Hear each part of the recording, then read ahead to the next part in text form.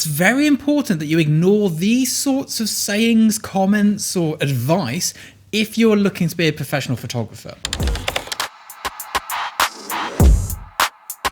Now, I'm sure you've all seen it. If you've been on the internet for as long as I have, or even just around for as long as I have, you've met these people, these disgruntled photographers, the angry naysayers, and they kind of try and stop you from becoming a photographer. Now, of course, not everyone wants to be a photographer. That is fine. But I feel these voices are very loud and perhaps put off people who could have great flourishing careers, enjoyable careers in photography. And there's three main stables of comment here. And I'm going to go through each of them and explain what I found to be the case rather than what somebody who's never done the job has found to be the case. So let's start off here. Don't become a pro photographer. You'll never have a secure salary. It's much better to have a real job, a standard job, a 9-to-5 job, a job where you're guaranteed to get your income each month. And yeah, I can see your point. I go months without making a penny. I go months just losing tens of thousands of pounds. But I am always acutely aware of where my finances are. I have friends who've turned up to their secure 9-to-5 job before and there's been chains on the door. I've got friends who've put years into their company and then they've been passed up for promotion. I have fired people because my boss has called me in when I had a secure job and gone lose $500,000 of salary by lunchtime. Here's a list of everyone beneath you. The difference is I now know when it's going wrong. I know when to tighten up the straps. I know when to go, well, do you know what? Probably won't go on holiday this quarter. We'll probably skip that this year. We might not go and buy the most fancy shoes this year. We'll go on some budget shoot, whatever it may be, but I can see it coming and I can make adjustments well in advance. And the great thing about it is when you do really well, you get all that money. Not your boss, whilst you keep your same salary.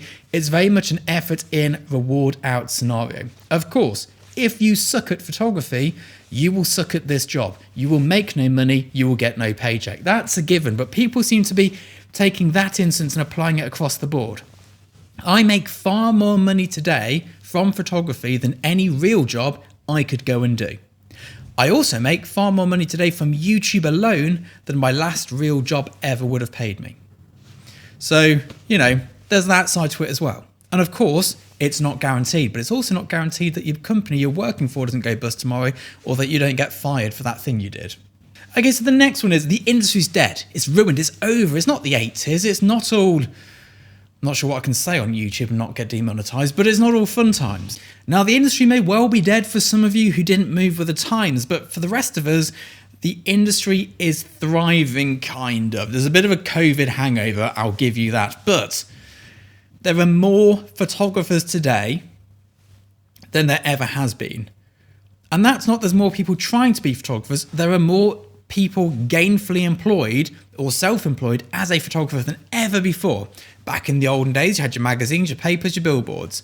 Now we have our websites, our e-com, we have social media, we have a whole plethora of content that needs constantly refreshing at a rate that has never been seen before. There has always been high competition in this industry. There has always been that. We get to play with cool toys. I get to hang out in this cool place every day rather than being in a stuffy office. I get to turn up when I want, have coffee when I want, have a nap on my sofa when I want. And I get paid what I think is a very good amount of money for what I do. There's far more important jobs getting paid far less than me, which is something I struggle with on a daily. But because of that, of course there's competition. Who wouldn't want to do this? It's a great job. There's not much else I'd ever want to do with my life.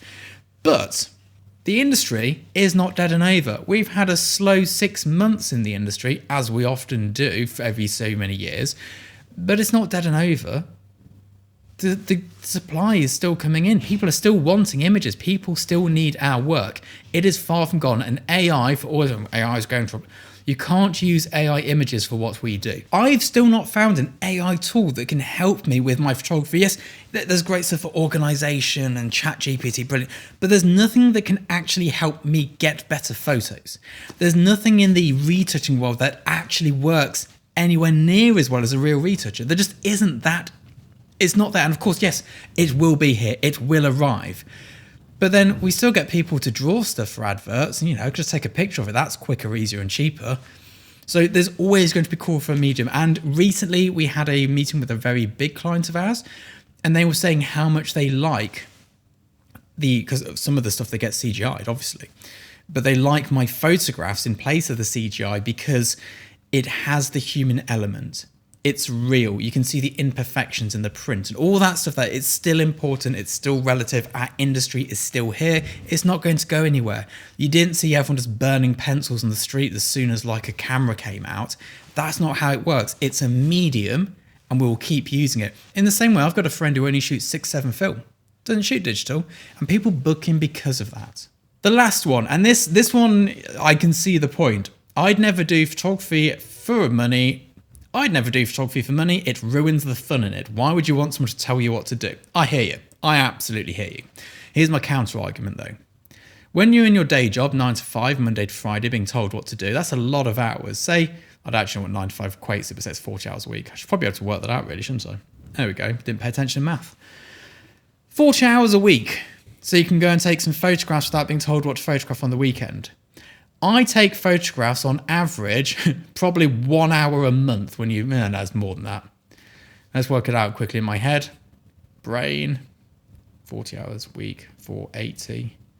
Each month I do about 20 hours of being told what I have to do for photographs. The rest of it is my creative time. Now, I know what you're saying, yes, but I can do 20 hours a month in my free time. I don't have to go to work. So I lose that, 120 hours of monotony in an office because I do this. And of course, not everyone can do this. It's not something you just go, oh yeah, everyone's going to go and be a photographer. It's great. It took me over a decade to get to this point. And it was not all rainbow farts and sprinkle dust, I don't know. But it was grim. But saying you don't want to be told what to do for the thing you love is ridiculous. If you only have to do it for so many hours a month, then you don't have to do the job as well. We don't shoot every hour of every day. I did a shoot last week. My next one's in 3 weeks' time. I've got 3 weeks of doing what I want. And because the jobs pay such large sums of money for what they are, I don't have to work in those gaps. That's how the industry works. We don't shoot every day. Well, some people do, but like most of us don't. If shooting ad campaigns, I'd be a multi-millionaire and I wouldn't know what to do with myself if I shot every day. But I'm not. I don't know if that's good or bad. But by shooting occasionally, having these big gaps, and I've got 3 weeks now, I'm actually off to go and train a puppy for 3 weeks, which I'm very excited about. But the next time I have a big gap, we'll be working on some creative projects I want to do. We're going to build a new studio out back so I can do some cool video work that I want to do. And it's funded by the big shoots. And because I have the time in between to do what I want to do, I get better and I get better and I get better. My work gets better, my vision gets clearer. The work I'm putting together is more concise. And I get bigger bookings, and so the cycle continues. So for sure, photography is not for everybody. That is absolutely the case. No career is. But if these are the reasons that you're thinking of not doing it, perhaps have another thought about it. Perhaps go, well, actually, am I just being a bit of a, I'm scared of failure, so I'm not going to try. It's much easier to go and do this job here. It's guaranteed. Easy life. But I would always tell everybody, if they're in the financial situation to do this and they don't have dependents, like if I had a newborn child, I would not be about to leave my job for sure. But if you have the opportunity, take the risk, take the chance, move to London, move to New York, move to Paris, whatever it is, go and be the photographer. It has been the most amazing working life doing what I do. And I cannot stress enough to people how enjoyable it is, how much fun it is, and how much I wish everybody would give it a go if the time is right. Let me know in the comments below what you think. I'd love to hear. I'll see you soon. Bye-bye.